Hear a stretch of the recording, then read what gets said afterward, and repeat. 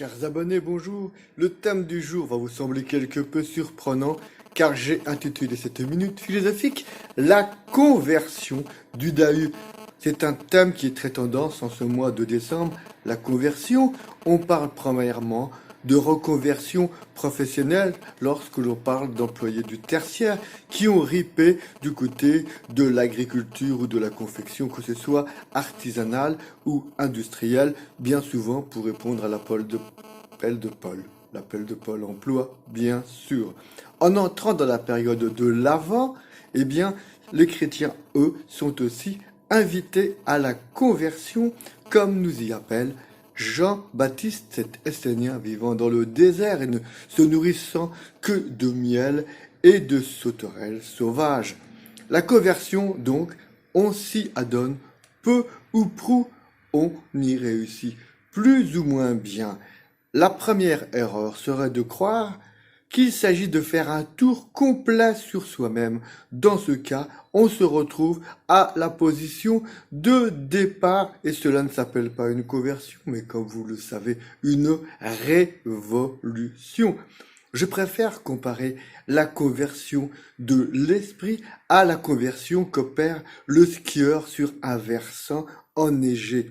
Il s'agit de faire pivoter un ski et puis l'autre dans un sens et puis dans l'autre, si bien que le skieur fait volte-face et ce regard se trouve à l'opposé d'où il était parti. Mais là encore, il y a des réticences et des hésitations. Alors, je pense plutôt qu'il faut parler du Dahu. Vous connaissez tous le Dahu. C'est un animal qui lui aussi fréquente les montagnes enneigées et qui a les pattes du côté amont plus courtes que celles du côté aval, comme ceci.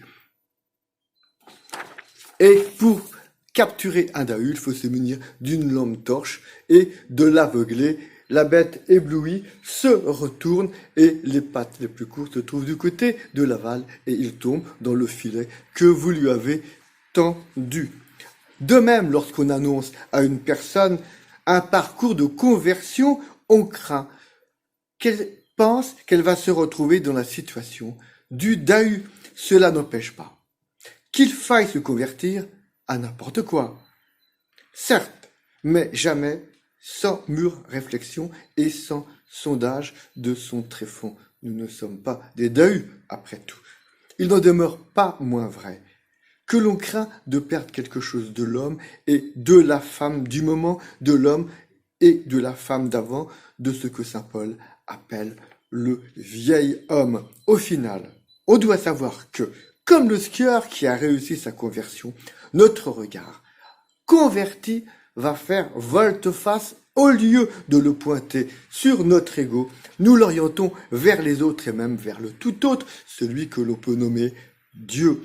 Pour vous rassurer, je vous conseille d'écouter tout l'appel de Jean-Baptiste. Convertissez-vous et croyez à la bonne nouvelle. Il y a de quoi être conforté et même réconforté, ne le pensez-vous pas?